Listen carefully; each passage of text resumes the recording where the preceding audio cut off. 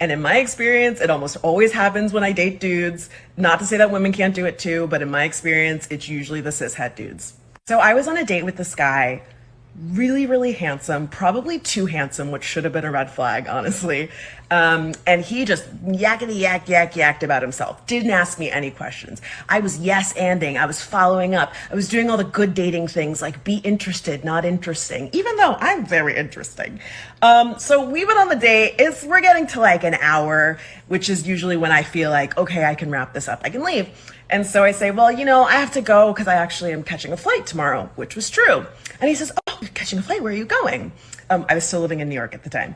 And I said, oh, I'm going to LA tomorrow. And he was like, really? Why are you going to LA? And I said, oh, well, I sold a television show. And so I've got some meetings and I'm doing like a work session with my producers. And he was like, wow, you work in TV? It's like, yep, this was fun. Bye. He didn't know anything about what it was that I did. And he was like, wait, when can I see you again? And I was like, this wasn't good. Never. Oh my God. Oh God. Hey man, let's talk about the video we just seen. Few important aspects here. I didn't know what a cishet was until I looked it up and I explained what it is. I'm pretty sure some of y'all know what it is. And one thing you gotta kind of start asking on dates now is that is you a vlogger? Are you gonna vlog about this? Or you gotta start, man, forget dates. You gotta ask that before you go on a date. Because these people is embarrassing. Even if they leave you anonymous and don't show a picture, whatever like that. Like one of my rules is when I date, I tell women straight up that I'm private. You know what I'm saying? Like, you can post a picture here and there, but I'm a fairly private person. I keep that shit off the internet. And most women, kind of think, oh, you trying to hide something, you got a bitch on the side or whatever. It's just that I just think your relationship gonna last longer if you don't vicariously live through the internet. No, you can post each other and post the kids and the dogs and whatever gifts. I don't like, that's cool, but for the most part, I just, we ain't gonna indirectly air each other out on there. We not gonna post our location where we out to eat at, unless we gone. Like, there's certain ground rules you gotta lay when you dating, but that's just a whole different topic. But this lady apparently was, she sold a TV show, so she wrote TV, produced TV. I don't know. I'm guessing she wrote a TV script and was selling it. And she said that the guy on the date was talking too much, and that's not a cishet. A cishet is basically a term they use to say you pretty much you act like a man, or you a cishet. You act like a man. If your gender is a female, you act like a female. You basically living up to a stereotypical man. And to my opinion, that's not a I don't know in her experiences who she date, but usually women that have who's in the LGBTQ plus community use words like cishet. You know what I'm saying? Let's just keep it real. Usually women like that use cishet. Usually feminists, LGBTQ plus community members use terms like that. That's not a masculine, or that's not a modern term. I mean a traditional term or whatever like that. But oh, he's acting like a typical male. Basically, she said that a male gonna act like a narcissist on a date and all he did was talk about him. That's not what you do as a male, and that's not. And she sounds like a professional dater too, by the way. Those are the words. Those are women that enjoy the dating. They just enjoy the dating part of it. Maybe give you a little sugar hit, hitting there. But they enjoy, like, they professional daters. They didn't got it down to a science. They love the date.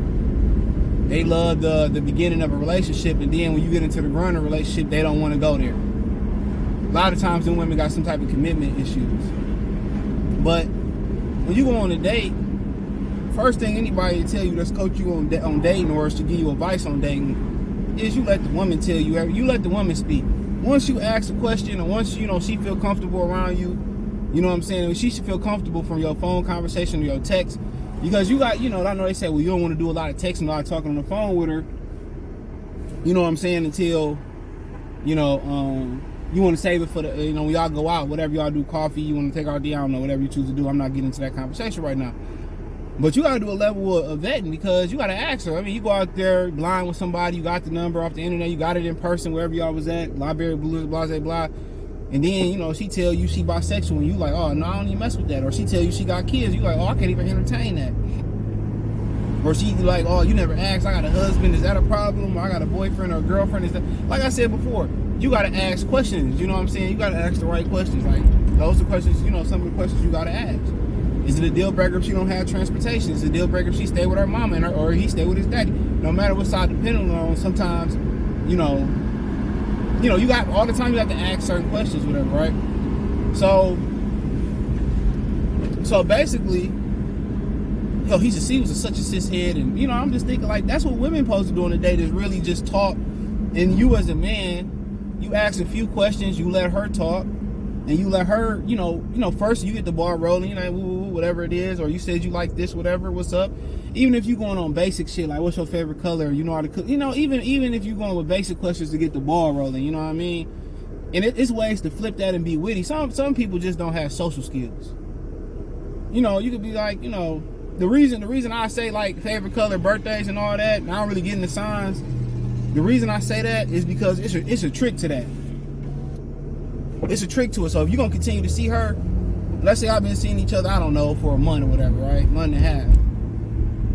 And she might ask you, yo, man, you remember, you know, what my favorite color is? You remember something about me? And you remember those things, because one thing you do when you actually, like, when you dating somebody, when you vetting a woman, and that's what dating her before you know, secure any type of commitment. If y'all just gonna be kicking it, recreational use, kicking it, y'all gonna be a team, a couple, whatever, you gonna be a side ninja, she gonna be a side, whatever y'all situation is. Y'all gonna be poly, you know, monogamy, whatever it is, you know what I'm saying? The basis of it is ask a few questions, let her talk, and you are supposed to listen to what she say. The reason you listen to what she say is because you got to be looking out for these context clues. She be like, well, you know, I ain't been in a relationship in 3 years. Okay, we know for 3 years a woman not going without getting that box rocked. So she just be in situationships. You know, some people say, well, if she 30, she got no kids, she probably had abortions, you know. And you ask like, why you ain't had no kids? Oh, it never happened, or maybe I'm not able to have kids, or I was just focused on my career. Those are all fine answers. And then you might ask her again 90 days down the line, and she might give you a different answer. This is why you listen to this is any person, co-workers, friends. You listen to what they saying, and then when the subject get brought up again, or you bring it up 90 days later, whatever the situation may be, then you see if they lying or telling the truth, and you see what type of person they really are. You know what I'm saying? That's how you do. That's just why you ask certain questions. And the side point I was getting to about before I got off the railroad with that one was the reason, and one of the reasons you ask her some things like that, like what's her favorite food, whatever like that, like a Thai Mexican, because then maybe she bring it up and ask you, you know, do you remember what my what it is? You know what I'm saying? Especially if you already got the box and you said you remember that, she gonna be like, oh, he really interested. It just wasn't about getting the coochie, or it just wasn't just, you know, he really interested in me. That's showing interest. And, you know, a lot of people say, well, you're a great gift giver. You do a great job giving gifts. One of the reasons I do a great job giving gifts to the people that I love, I actually listen to what they need or what they want. I actually observe those type of things. You know what I mean? So that's what you dating. And when you dating somebody, you let the woman run her mouth. You get the ball rolling with a few questions, keep the ball rolling with a few questions. She gonna ask you some questions back, but it's really always gonna bounce back to her. And the way she asks and answers certain questions, all you got to do is put the dots together. You know, I remember a girl was like, yeah, you know, I was like, yeah, I went to go wash whatever. And I folded my clothes. She was like, folded clothes? I already know from there that she wasn't as structured as I am. But, you know, I expect women, you know, not to be as structured. They mostly throw their clothes on the ground. But you can be a little, I won't say messy, you can be a little bit cluttered. But I don't really do nasty, junky, messy at all. But just how she answered that question, I already know she wasn't as organized as me. And women tend not to be as organized as guys. So that's why when she said he was a cishead, maybe she was talking about some other traits that he was, you know, showing. Because running your mouth on a date and just talking about you and you, that's not what men do on dates. They allow the woman, they ask a few questions, allow the woman to talk. And then what you're doing is going through what she's saying, observing it, You know, you probably go home, sleep on it, see what she's saying, put the dots together. You know what I'm saying? And then you finish the puzzle that way. Just like I gave you the example. Well, I ain't been with somebody for 3 years. What you been doing for 3 years? You been hoeing around. You ain't been celibate. Oh, you know, I've been celibate for the last 2 years. No. Especially when people say celibacy, you have no sexual intercourse, no toys, no none of that.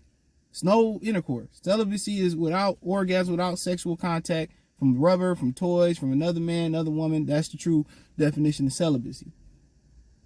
So he hit you with that celibacy stuff. And like my homie Myron said, he made a good point. He said, I know when women act the way they answer certain questions, or maybe he put something together on dates and he know the way to answer it. He know what category to put them in. Like, you know, oh, I just want to hit that and split it. Giving women free game, even though they ain't gonna listen, you know, or, you know, maybe she passing and, you know, you see what else you see if you go further. So that's why a lot of these dudes pumping and dumping women, because y'all not passing the screening process. Yeah, it's just lust at that point. When you answer a certain question that way, it's just lust. Or, you know, my last relationship was toxic and, you know, I had to get out. But they never gonna say, well, I was the problem or I messed up. I had one female and we was really, really close. And she was like, yeah, I'm not gonna act like I never cheated before. We had a very honest, to a certain extent, communication. And I respected it. I respect honesty. If a chick be honest with me, I respect it. But like Tupac said, money bring bitches, bitches bring lies. They just liars by nature. You know, mostly all of them, but nonetheless, right?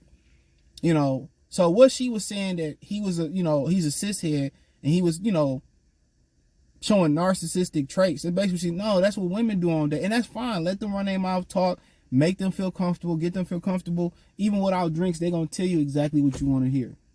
Right?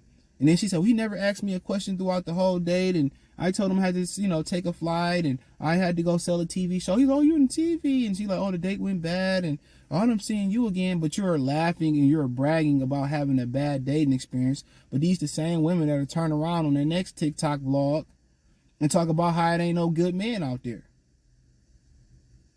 You know, when I went on dates, if every time a woman showed a red flag, you know, I wouldn't have slept with no one. I wouldn't have had no girlfriend. You know, or she saw a potential for a red flag. Now, certain women you go out with, you like, well, I don't want to see again. Like, she, oh, I'm good. Or you some women you get to the texting process and they say some foo-foo shit, you like, I'm good. I definitely understand it. You know, and she was like, well, dude, don't get a second chance. But then you're bragging about it as if it's something to brag about on the internet. The fake laughs and stuff. This is why dudes don't like dating professional women. This is why a lot of dudes don't like dating women like that. Because she came off as a true, full of herself, bragging about having bad dates. So with professional daters, they tend to look for things, they tend to look for red flags. That's what they tend to do. They just enjoy the dating site. And when a woman, as a woman or especially as a woman, but as a man and woman, when you go out there blatantly looking for red flags from people, you're never going to be happy. Not saying you got to ignore them. When you're blatantly looking, and she said he was too handsome, that was a red flag. Like, damn, how can you be too nice, too handsome? And I understand the too nice. Oh, he's too nice. I already broke that down. Nice guys come off as disingenuous. I did a video on it. Most women say, oh, he too nice. He must be on some bullshit. He must be trying to do something to me. He must just only try to sleep with me. He was just too nice. He must gonna flip the script. He probably gonna hit it and quit it. And they tend to go with the Pookies and Ray Rays because, once again, they live in their truth. They be honest with them. They come up to them. They're aggressive. And you'll be surprised, you know, some of the things they say that you guys are scared to say that turn women on. And like I said, this is why it's important for a lot of y'all who need to have a female friend, a platonic female friend. I know it's hard for people to understand that does exist, but a female friend, and they'll be honest with you. Remember, this girl told me, like, you know, we was watching something and she was like, that's sexy the way he said he'd fuck the shit out of her. He told her. You know what I'm saying? I used that shit. I ain't gonna lie. I told the chick, you know what I'm saying? I said, I'll fuck the shit out of you. She's like, yes. You know, they like shit like that, but not saying it out loud with y'all a bunch of people. It's like when y'all sit next to each other, whatever, she done got comfortable, now she want to sit next to you on the side of the booth, or, you know, y'all somewhere comfortable, y'all might be on her couch, and you might just say, oh, fuck the shit. A lot of y'all just be sitting there scared to make a move. I'm kind of venturing off, but a move, you know, the pre-move to the move, they be wanting you to make the move as a woman. They be wanting you to make a move. I came over, a lot of y'all niggas playing the game, or y'all scared to touch her. You like, give me your foot, let me rub your feet. You know what I'm saying? Then you can start kissing the leg or make your way on up. A lot of y'all scared to make that move. Shit, even in the restaurant, I make a move. When I know she comfortable, not on the first day, but I know the second time when she want to see me again and she comfortable, I already know what it is. Because I know I can talk. I know how to make a woman feel comfortable. And I'm never going to go on a date. And I ain't saying she completely wrong, but bragging about going on a bad date, that's just a red flag. Professional date. Oh, he too handsome. She's a feminist, bro. And she don't look good enough to be laughing and trying to monetize her trauma on the internet. I don't like that. And I ain't saying she wrong for not wanting to see him, because that's not a male trait. For a man to run his mouth all on a date. No. Now, if you constantly ask me questions, every time I ask you something, you ask me a question, I'll tell you another thing. You know, when you want to know a girl not interested, real talk, or they playing bullshit, when you ask them a question and they ask you the question back without answering the question, man, keep it moving. I had a chick just do that to me a while ago. On the internet, liking all my pictures. I said, okay, what up? Oh, yeah, how you doing? And woo, you just... So I was like, you know, what side of town on? She's like, what side of town you from? And I'm like, you know what? She asked me one time, I ain't got time for that. Blocked her. I ain't got time for it. So, like I said before, he dodged the bullet, but then again, he made a big red flag just talking about himself the whole time. Let the woman talk. How can you learn to know if she's somebody you want to, sleep with, you want to be with, how you could categorize a woman without asking her nothing? I never talk more than on the first date, more than my date. Never. Second date, third, like, unless I had girls say, well, talk to me. Tell me something. Tell me a story. Okay, cool. That's when we comfortable. We down and we comfortable. And I get to telling, certain shit, but you got to watch what you say. You know, you got to, as a man, you still got to, in another, that's why I say it's red. He had a few red flags about talking too much. You got to watch what you say about women, bro. With women. I remember I was going to the mall. This is when I was in high school, bro.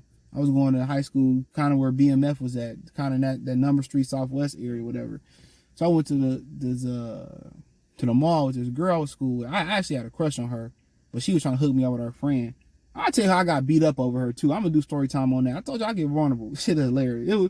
Now it was kind of funny, but it wasn't fun. It wasn't funny at the time, but it was funny. I look back on it now.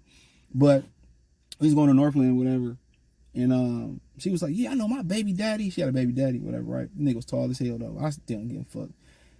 I know his social security. I know everything about that nigga. Woo, woo, woo, woo, woo, woo. You know what I'm saying? So that's why you kind of got to keep things. Women want mystery, dude.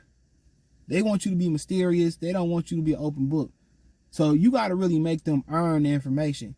And you only give the information that you want to give to them, and make them ask the right questions and make them earn that information, or make them, figure it out.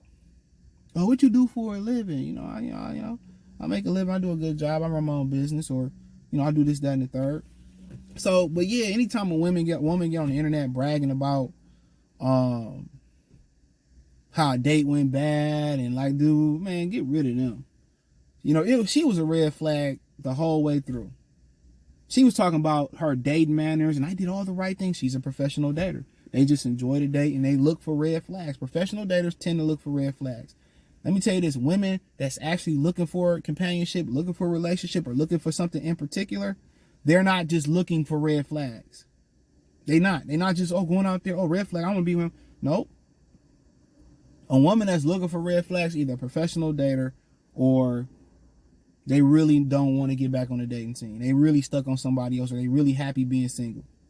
That's it. And I understand women wanting to vet dudes who got kids and, all that type of stuff. But you'll be surprised how comfortable a woman feel with you. After the second time you see her, you'll be surprised how comfortable. That's how I understand how dudes don't know women don't be into them. Because women who really not into you, they're going to ask for money off rip. You know, women that's into you, like into you. Just a little pro tip right here. They gonna text you first sometimes. It don't have to be all the time because the ninja's busy. Or they gonna be willing to cook for you. Or they gonna be willing to invite you over. They willing to tell you where they work, show you where they work. They willing to sit down and have a conversation and oh, we ain't gotta spend money tonight. Just come to my house. Or I come to your house. Let's just have a conversation. Let's go to the park. They willing to do stuff like that. And that's why a lot of guys tell you that the first date should be something free or something minimum like coffee. Women tell you this too.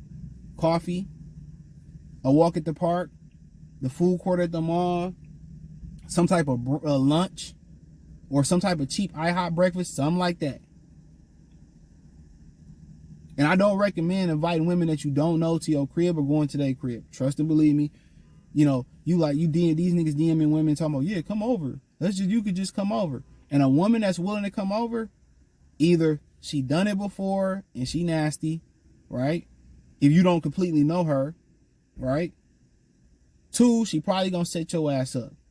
So women, you know, you can do it, but you know, you want people coming in and out your house. Next thing you know, they kick your door and steal your shit. So that's why I said before, y'all gotta be careful. Y'all can meet at the library, Barnes and Noble, something like that. And if she be like, and you like, well, meet me at Starbucks or meet me at Big B or Tim Hortons, I don't know, whatever y'all got, Dunkin' Donuts, or meet me at Borders, or meet me at this park. We can shop at the park. And I told girls that, like, let's go to the park and, you know, see where it go. And they never respond. Cool, I already know what they was about. She thought she was above to a park. She thought she was a dinner date. Come on, I'm sure. Oh, cool. It was about the money. It was about the food. And it could have been, oh, he take me out, I fuck him. That could have been what it was. Don't know. Don't care. But that is what it is, man. Appreciate y'all for tapping in. Thumbs up the video, share the video, subscribe to the channel. Let me know what you girls and guys think. Peace.